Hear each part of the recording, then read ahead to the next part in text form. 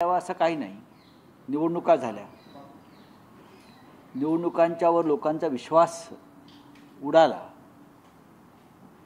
निकाल धक्कादायक आहेत आणि त्या धक्क्यातून या राज्याची जनता अद्याप सावरलेली नाही. अनेक गावातून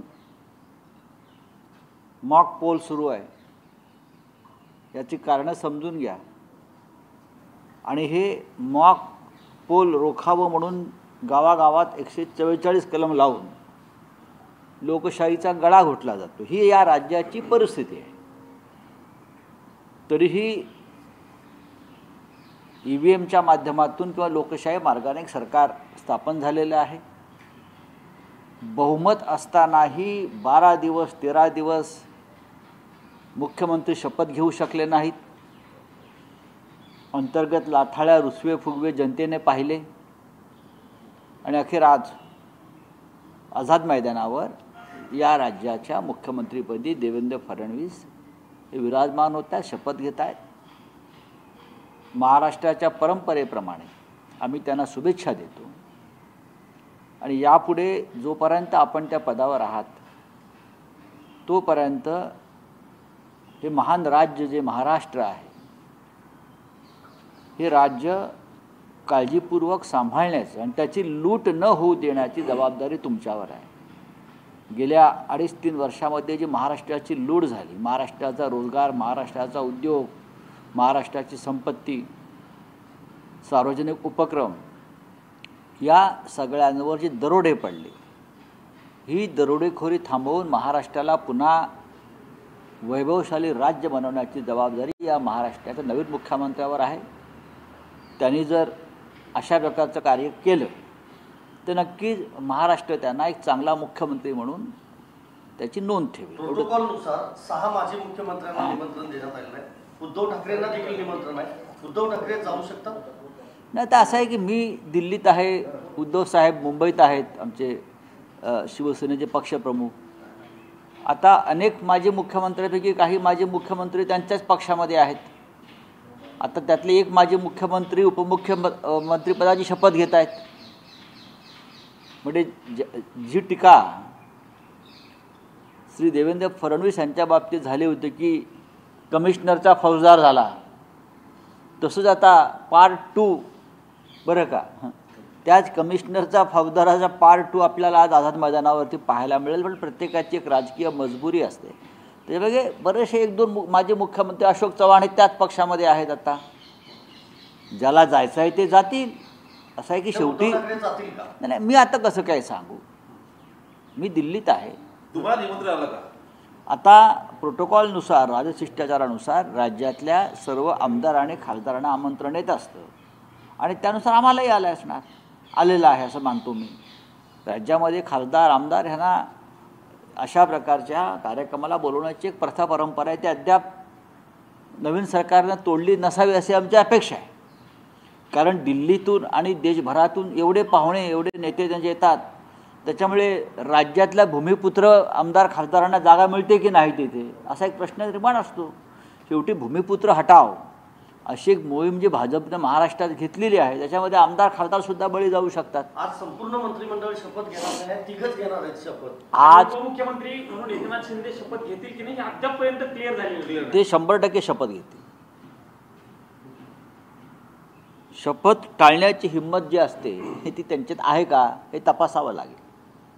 ते 100% शपथ घेतील. दिल्लीशी पंगा घेण्याची हिंमत या क्षणी त्यांच्यात नाही. कारण 2.5-3 वर्षापूर्वी ती हिंमत नव्हती म्हणून या सगळ्यांनी पक्ष सोडला. आज जर 3 मुख्यमंत्री आणि 2 उपमुख्यमंत्र्यांनी शपथ घेतली तर उरलेल्या मंत्रिमंडळ किंवा सरकार स्थापन करण्यासाठी त्यांना बराच काळ मिळतो आणि 3 जे प्रमुख लोक आहेत तेच राज्य चालवत राहतील. अनेकांच्या नाराज्या उडून घ्याव्या लागतात मंत्रिमंडळ विस्तारात. पाहूया काय होतं आहे. महाराष्ट्राच्या नशिबात, भाग्यात काय लिहिलं आहे, काय नाही लिहिलं आहे हे आता आपल्याला पाहावं लागेल. आणि काल एकनाथ शिंदेची भेट घेतली फडणवीस यांनी. त्यांना मनवायचा प्रयत्न केला की तुम्ही आमच्या मंत्रिमंडळात हवे आहात. तुम्ही विश्वास व्यक्त करता की ते घेतील शपथ? 100% घेतील. मंत्रिमंडळात राहणार असतील. त्यांना राहावंच लागेल ना. सत्तेशिवाय काही माणसं राहू शकत नाहीत. अजित पवार काल मिश्किलपणे म्हणाले एकनाथ शिंदे घेतील की नाही माहित नाही, पण मी मात्र मुख्यमंत्री पदाची बघा, शपथ घेईन. अजित पवारांचं राजकारण वेगळं आहे. अजित पवारांनी दिल्लीशी चांगल्या प्रकारे जुळवून घेतलेलं आहे अशी माझी पक्की माहिती आहे. आणि त्यांच्यावर ज्या काही जबाबदाऱ्या आहेत त्या जबाबदाऱ्या काय आहेत हे मला माहिती आहे टाकलेल्या. एकनाथ शिंदे जे राज्याचे मुख्यमंत्री आज 5 वाजेपर्यंत आहेत, काल जेव्हा मुख्यमंत्री ते उपमुख्यमंत्री होते, त्यानंतर महाराष्ट्रात नवीन मुख्यमंत्र्यांचं पर्व सुरू होईल आणि त्यानंतर राज्यात पुढली 5 वर्ष आपल्याला धुमशान पाहायला मिळणार आहे. त्याची तुम्ही तयारी ठेवा. यात महाराष्ट्राचं हित किती अहित किती हे तुम्हाला येणारा काळ दाखवेल. ज्या गुजराती आणि मराठी बोलण्यावरून जो वाद झालेला होता मुंबईमध्ये मंगलप्रभात तोडाच्या त्या मतदारसंघामध्ये मनसेच्याच कार्यकर्त्यावरती गुन्हे दाखल करण्यात आलेले आहेत. ह्याच्यावरती मराठी माणसांना खूप काळजीपूर्वक हा विषय पाहायला पाहिजे. फक्त मलबार हिल्लाचा प्रकार घडला आहे का नाही, मुंबईमध्ये ठिकठिकाणी असे प्रकार घडत आहेत. काल ठाण्यामध्ये घडलेला आहे, घाटकोपरला घडलेला आहे, मुलुंडला घडलेला आहे. आता हा उठाव कोण करतं, यामागे कोणाची प्रेरणा आहे महाराष्ट्राविरुद्ध उठाव करण्याची, हे आता उद्या आज शपथ घेतल्यावरती आम्ही राज्याच्या मुख्यमंत्र्यांना सांगू. आपण या मराठी राज्याचे मुख्यमंत्री आहात, प्रधान आहात, ही जबाबदारी तुमची आहे. ते मराठी माणूस आणि मराठी भाषा मराठी संस्कृतीचं रक्षण करणं. फक्त मराठीला अभिजात भाषेचा दर्जा दिला म्हणजे आपलं काम संपलं असं होत नाही. मराठी माणूस टिकवणं या मुंबईत महाराष्ट्रात ही सगळ्यात मोठी जबाबदारी आहे. तुम्ही म्हटलात आता अजित पवार यांनी दिल्लीशी जुळवून घेतलंय. मराठी नेता अशी आता त्यांची ओळख तर आहेच, पण सहाव्यांदा ते DCM होत आहेत सर. हा विक्रम आहे. त्यांच्यावर विक्रम होतोय आणि देशातला विक्रम हा मराठी राजकारणाच्या नावावर होतोय अजित. त्याच्याबद्दल मी त्यांचं स्वागत आणि अभिनंदन करतो की 6 वेळा उपमुख्यमंत्री सलग, नो ब्रेक, बरं का, सलग 6 वेळा उपमुख्यमंत्री. जणू काय त्यांच्यासाठी त्या पदाचं आरक्षण कायम झालेलं आहे. आणि त्याबद्दल हे आरक्षण ठेवल्याबद्दल त्याच्यामध्ये अनेकांचं योगदान आहे. शरद पवार साहेबांचं आहे, त्यानंतर देवेंद्र फडणवीस यांचं आहे, पहाटेही उपमुख्यमंत्री संध्याकाळी उपमुख्यमंत्री, माननीय उद्धव ठाकरे साहेबांचं आहे, अनेकांचं आहे, विलासराव देशमुखांचं आहे. अनेक मुख्यमंत्र्यांबरोबर त्यांनी डेप्युटी CM म्हणून जे काम केलं आणि खूप चांगल्या पद्धतीनं उत्तम सहकारी म्हणून काम केलं. माननीय उद्धव ठाकरे नेहमी त्यांचं कौतुक करतात की मंत्रिमंडळातील एक भरोशाचा सहकारी म्हणून ते आजही अजित पवार यांचा नामोल्लेख करतात. हे महत्त्वाची गोष्ट आहे. बोलिये सर, राहुल गांधींना काल गाजीपूर बॉर्डरवर अडवण्यात आला, त्यांना संबलला जाऊ दिलं नाही. ही लोकशाही आहे.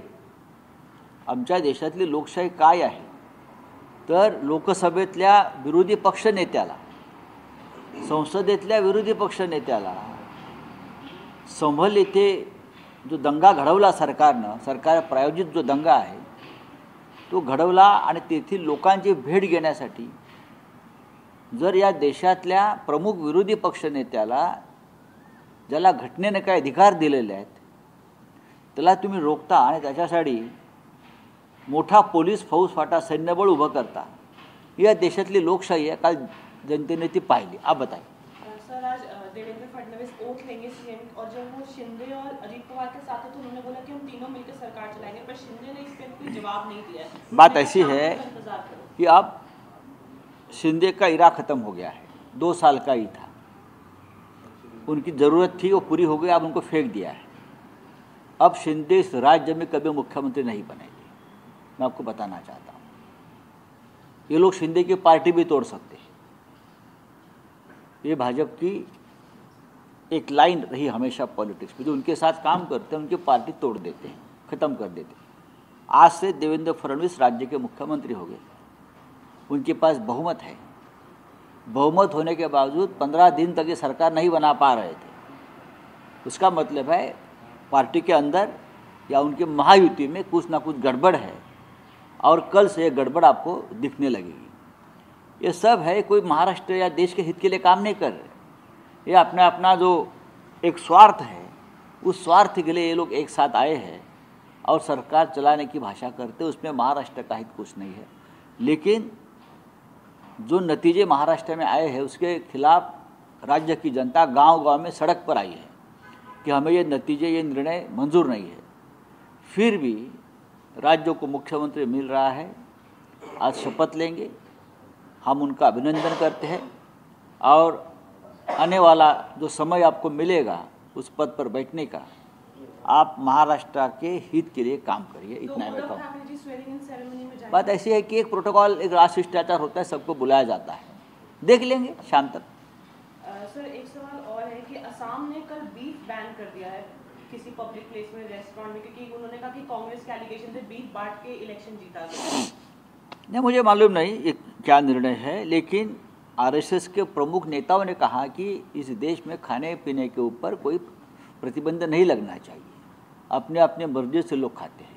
तो आसाम में लगाया है तो गोवा में क्यों नहीं लगाया, नॉर्थ ईस्ट में क्यों नहीं लगाया, अरुणाचल, हाँ, नागालैंड, मिजोरम, मणिपुर, यहाँ आपकी सरकारें हैं, आपने वहाँ क्यों नहीं बीफ बैन किया है? फिर हाँ करिए ना, फिर आसाम ही क्यों, सबसे पहले गोवा में करिए।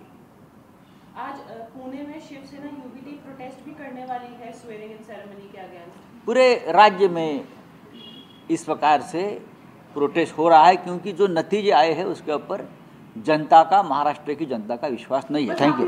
मणिपुर वायलेंस को लेकर सेंटर ने एक्सटेंशन बढ़ा दिया है प्रो पैनी का मई 20, 2025 तक। बात ऐसी है, देश के प्रधानमंत्री आज जा रहे हैं ओथ सेरेमनी को महाराष्ट्र में, मुंबई में जाकर बैठेंगे।